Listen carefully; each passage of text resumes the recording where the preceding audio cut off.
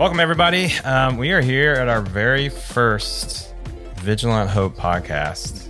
And, of course, I got my good friend Kyle Pennington, who is an urban missionary with us.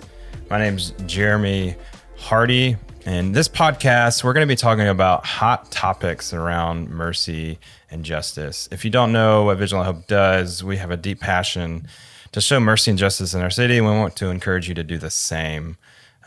So today we're going to have a little bit of fun with Kyle first, but the topic is, do good intentions solve poverty? Vigilant Hope really exists to kind of be that bridge between folks wanting to change their city and be involved and helping restore Wilmington and take some next steps. So we're going to talk about kind of, do those good intentions really help? And it's going to be fun, isn't it, Kyle? Yeah, it's going to be great. So, Kyle, tell me your favorite Starbucks drink.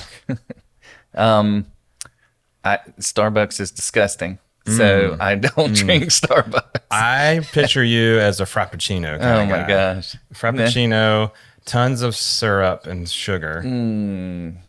Those are all chemicals that I do not put in my body. Maybe an iced vanilla latte with vanilla and oat milk, right? I picture you as that kind of guy. I mean, I like a milkshake kind of thing. If you're going for a milkshake, maybe something like that. But in all seriousness, Vigilant Hope has a coffee shop. So if Kyle Pennington were to walk into the roastery, what would be your drink of choice? black coffee. Out of all the coffees in the world, black coffee. I don't want that. Well, I'm not much for sweet coffees. But honestly, we don't have like overly sweet drinks. Yeah. So they're kind of like letting the coffee shine. So I do like a little espresso shot every now and then with like a drop of simple syrup in it. A drop. Just a drop to take the bitter off of it, But I dig it.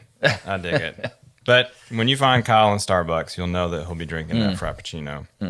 If you could be on any podcast, oh gosh, what would it be?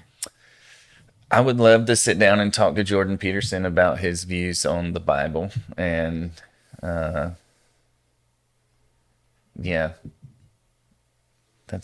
probably be my first go-to. And here's another little spontaneous question for you. Favorite brand of clothing right now? Fred Perry is always the favorite. You know Kyle, his hobby now is fashion. Oh my, it's style, not fashion. If you look at Kyle, he's like a European soccer player. Oh my goodness. Going out at night, maybe going to the club or something. But he looks dope. So I appreciate fashion and I appreciate Kyle. So let's kind of get into this podcast, Kyle, after we had a little fun. Okay. I mean, are you okay? I'm okay. Yeah. I'm not too traumatized yet. Yeah. I mean, I love you so much. I love you too, Jeremy. Yes. So walk me through a day in the life of Kyle Pennington. You can hit on some personal stuff, but more like Vigilant Hope. Like what do you do here at Vigilant Hope? And then we're going to get into this kind of this topic, does good intentions solve poverty? Yeah. So my day-to-day here at Vigilant Hope would be if we have a gathering going on, I host and coordinate our gatherings, and which we do like 3 times a week. We do, or 4 times a week, actually. We host like breakfasts or coffee and donuts and showers. We have a shower trailer, so I help to organize that and run it and stuff. And then the other kind of flip side of my job would be to be in the community in the day-to-day, learning the needs of the community, helping at the community garden to help my neighbors get access to fresh, veggies and just things like that. Love it. Love Kyle. He's been with us how long now? This is 7 years coming up. 7 years. Yep. Isn't that like a biblical year? I Something. mean, It's something like it's that. complete. It's the number of But completion. you're not complete here. You will forever be a Vigilant Hope. Well, let's get into the topic. Yeah. And let's have some fun with this. So, to give you kind of a little bit of background, listeners and Kyle, there was a certain Saturday that I was driving down Greenfield Street. It's a street downtown Wilmington. We do a lot of ministry, we got a lot of history on Greenfield Street with Vigilant Hope and kind of where it all started. If the corner of 5th and Greenfield, it's actually where I saw this.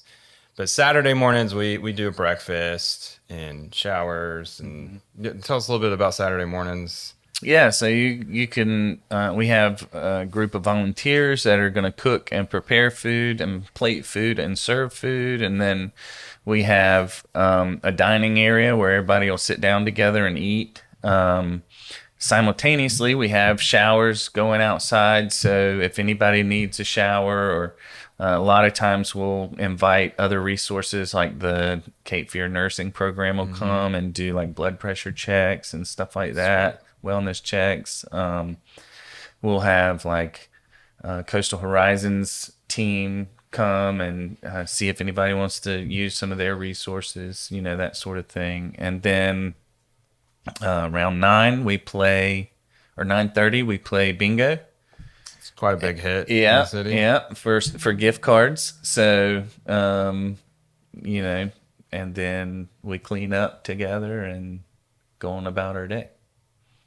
I think it's about time we name like a reigning champion of bingo. Oh man, this guy Mikey has won. He won like 7 weeks in a row. Is it possible to like understand how to win at all times on bingo? I don't think so. Yeah. I hope not, because they'll figure it out. I think we're known more as the bingo ministry than the Right. actual Vigilant Hope. Yeah.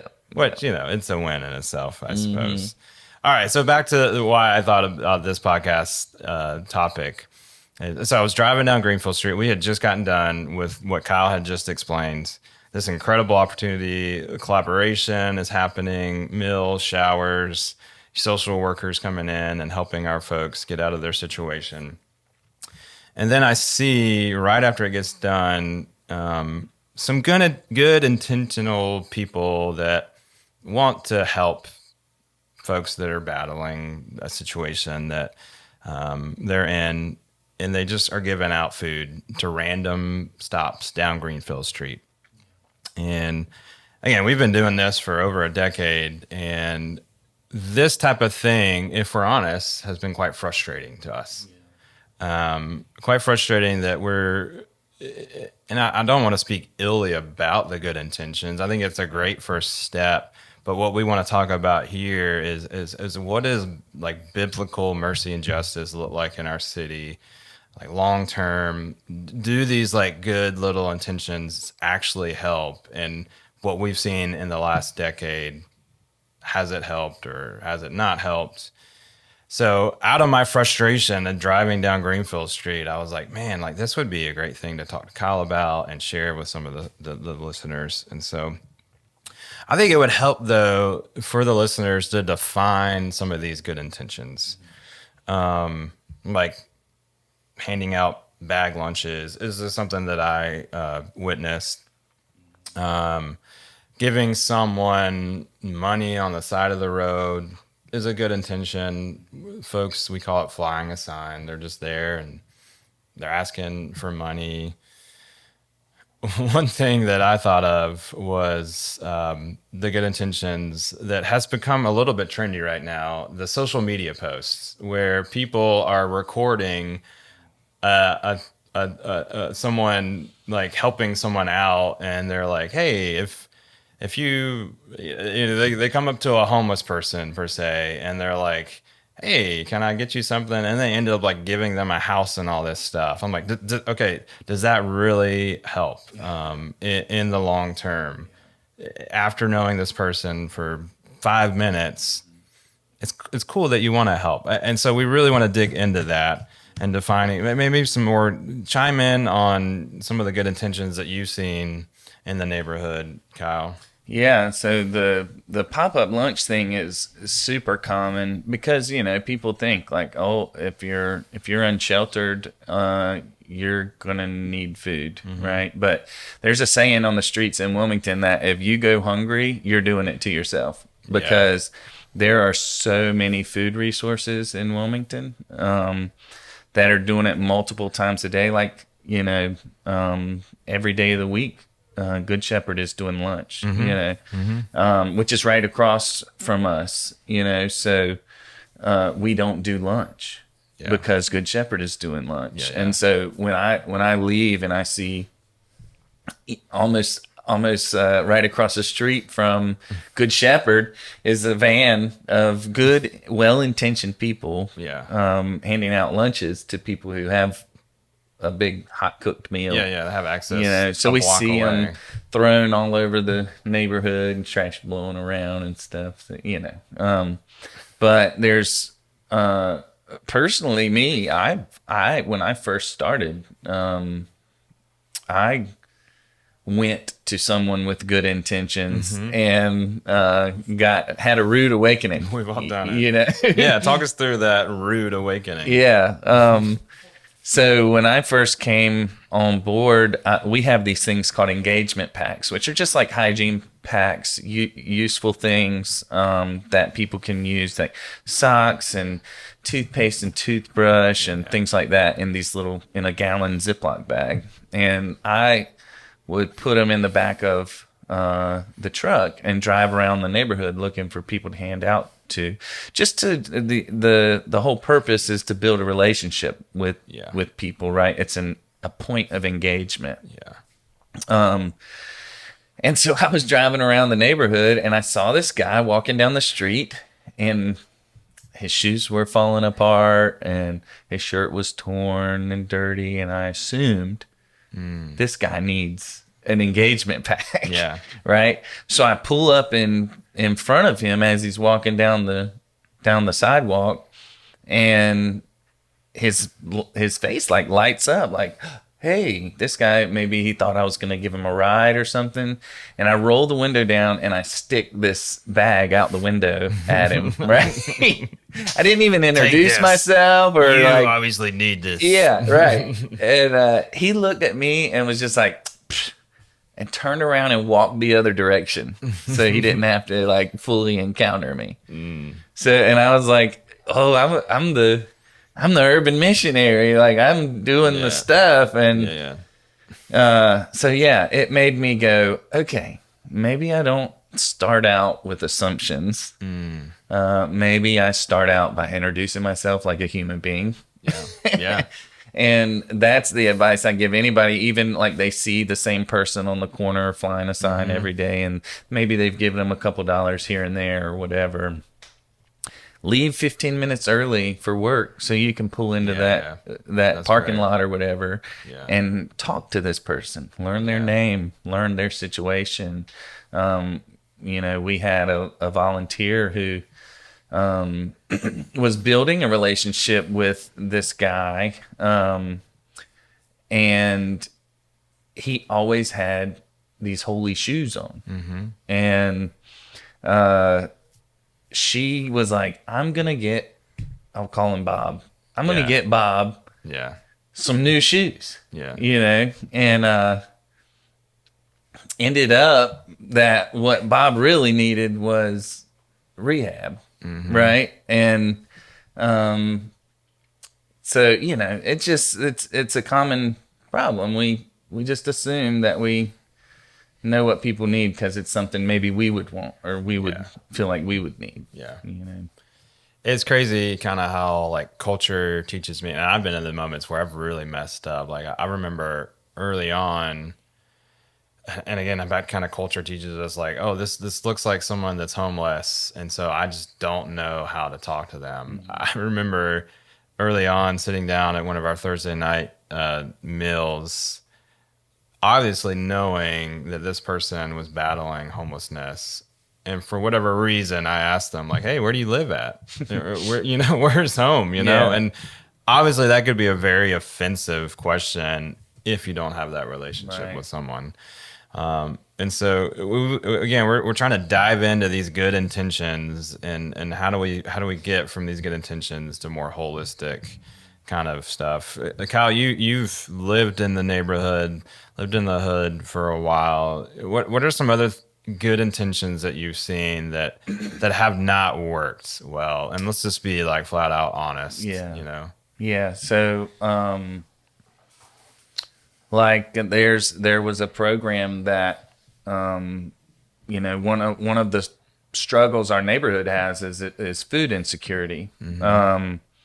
There is not a grocery store where you can get fresh produce within a mile of our neighborhood. And, I would say 60 to 70% of our neighborhood doesn't have a vehicle. So these are people either taking public transport or walking to get their food. Yeah.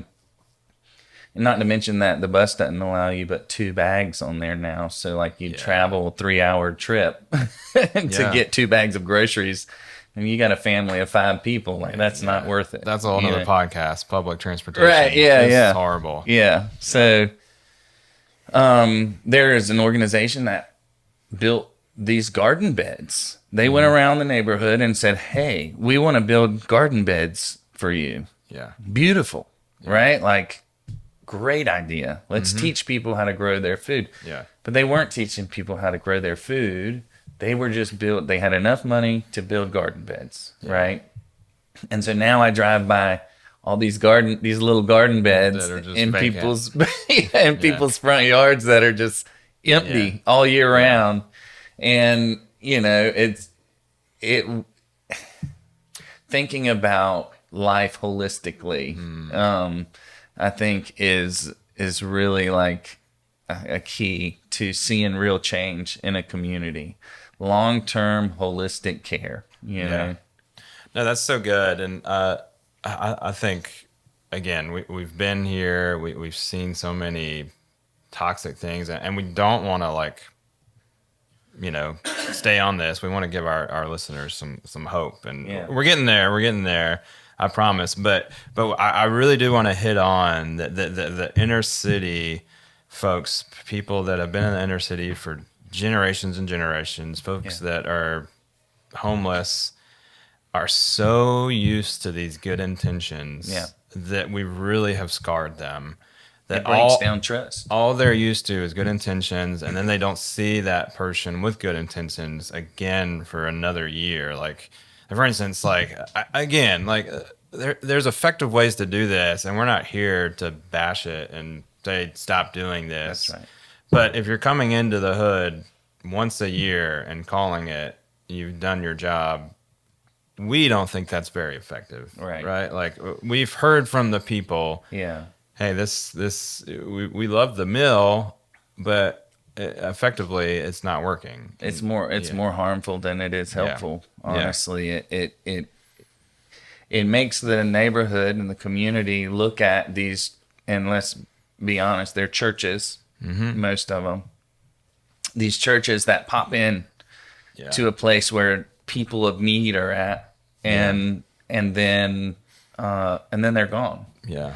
And they make all these promises like, "Oh, we're going to be here." Yeah. They start with good intentions, and maybe they plan to be here every week and do this. And then people get burned out because only one person had the vision. Yeah. They surrounded themselves with people who wanted to help. Yeah. But, they burn themselves out, and then they break trust with the community. Yeah. And so, when the community sees that, they'll come up and play the game and get the free bag and smile and Jesus loves me. I know, I get it. And then I'll take your prayers. Little prayers on the napkin. Yeah, and they'll leave just not expecting to see those people ever again. Yeah. No, this is great. So let's give some listeners a little bit of practical steps. And I do want to kind of go into the why Vigilant Hope does, and we know internally that we don't like the word outreach, but it's very effective to communicate. Like, we need to hit the streets. We need to be present. And so we're doing this 4 times a week, in downtown Wilmington. So the why behind ours, and I'll get you to kind of chime in, is this kind of safe space for really the two different kind of ends of the spectrum we're talking about. Safe space for folks that are battling poverty, that are insecure housing, that are staying on the streets, and also a safe space for, because we do exist to be this bridge, because we believe holistically, like Vigilant Hope can't solve poverty on its own. We want to invite people in to take part in it. So a safe space for volunteers to come and meet some of those people and start a relationship. Let's talk about some of the stories that you've seen that are happening at outreaches. And I'll even go to say that there are other fantastic street outreaches that are happening in our city that are effectively doing it more than we are, that you can go be a part of. That's right. That incredible stories are coming from. But I know one personally, and I don't want to say any names, that you were really close to, this younger guy that came to an outreach, and a volunteer ended up providing something that he really needed. Oh yeah. He's a young kid. I've known him since he was probably 12 or 13. Wow. And growing up in the inner city in low income neighborhood, there's just a couple options. And gang life is one of them. Yeah. And so he got kind of sucked into the world of gang life, and but consistently encouraging him to come to gatherings, encouraging him to be a part of what we were doing in the neighborhood.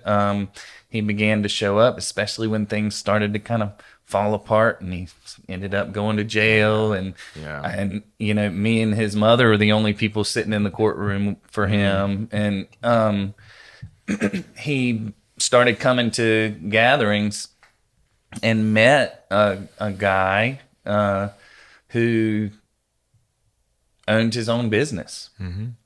And so he gave him a different option. Yeah. Come make a living wage. Yeah. Let us help you get established. Let's help you get a car, some transportation. And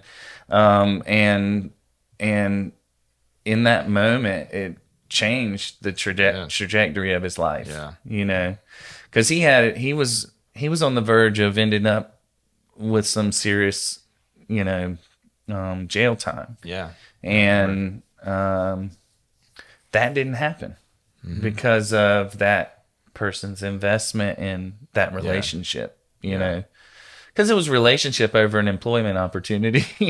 Right. It starts with the relationship. But if they had never come to Thursday night potluck, they would have never met, and he would have stayed right where he was and probably ended up locked up for a very long time. So we're kind of getting into this whole, like, all right, there's some practical ways. If you haven't kind of understand where we're going with this, good intentions are a great start. And this volunteer started with good intentions, but via the relationship. If you don't know Vigilant Hope, you'll constantly hear us about relationships. You cannot effectively help someone without an effective relationship happening between the two, because what you'll see is that you're actually both learning in that moment. And I could guarantee you that this volunteer learned a ton, because I think it was probably his first ever time doing this.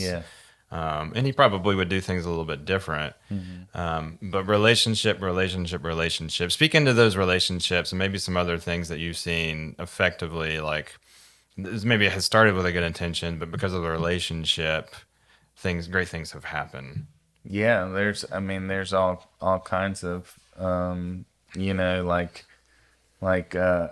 our friend Jenny, was part of a different outreach that we partner with, and wasn't getting along with somebody or something. And she came up to one of our missionaries for prayer one day. That's right. And began to volunteer with us and come serve on a Saturday morning for breakfast. And then Jenny ended up coming on staff Yeah, we hired her, eventually, yeah. and she was running Saturdays. Yeah. But then Jenny got very sick, and she has a wonderful daughter and family, a lot of elderly family. Yeah. But we were right here in the neighborhood for her as well. And so we were able to come along their family and support her when she ended up getting sick. And she knows Jesus now Yeah. too, Yeah. which is, that's a victory all in itself. Yeah. Yeah. No, I love that. And let's kind of get into a call of action for, and so again, back to relationships. We saw that relationship with the volunteer, and then even with like Jenny, a person that we never probably outside of the context of Vigilant Hope, let's be honest, we probably would never be in relationship with her. Right. So we're creating effective and all outreaches that are happening in Wilmington, and even if you're not in Wilmington, any city, any nonprofit. The good intentions need to have a follow up. That's right. In a sense that they're great steps to providing a basic need, but kind of as we're closing, what would you recommend people do that they really want to have these good intentions? Like, hey, I really want to make an effective change. What would be your recommendation for those people? So if you have a good intention, find people that are already doing what you're dreaming about doing and join them. That'll preach. They need help. Yeah. It is hard to do this work. Yeah. It takes a lot of manpower. It takes a lot of financial power. Yeah. It takes a lot of spiritual power. Yeah. So just even prayer supporting those people that are already doing it is huge. And join in with somebody, because there's somebody doing it. There's somebody already doing it. Yeah. Like, you don't have to reinvent the wheel. The church has been in the streets since the foundations of the church, right? And we've been serving the poor since the very first day. That's where Jesus is. Yeah. And so there is consistently believers out there doing this work. And I would say find somebody who's doing it. I love that. So let me recap what you're saying, and maybe a little bit more in a harsher manner, if I may. But so you're saying someone that wants to do good intentions, they don't have to start their own little thing and start this big grand nonprofit and say, hey, I'm coming in, I'm going to do this, I love it. Effectively, they really, in some ways, need to swallow their pride. Yeah, because that's a horrible idea. Yes. There's already effective things happening in the inner city. Yeah. Holistic care, getting people into housing, providing support networks. Those things are already happening in Wilmington? Absolutely. And like Vigilant. Wow, Kyle.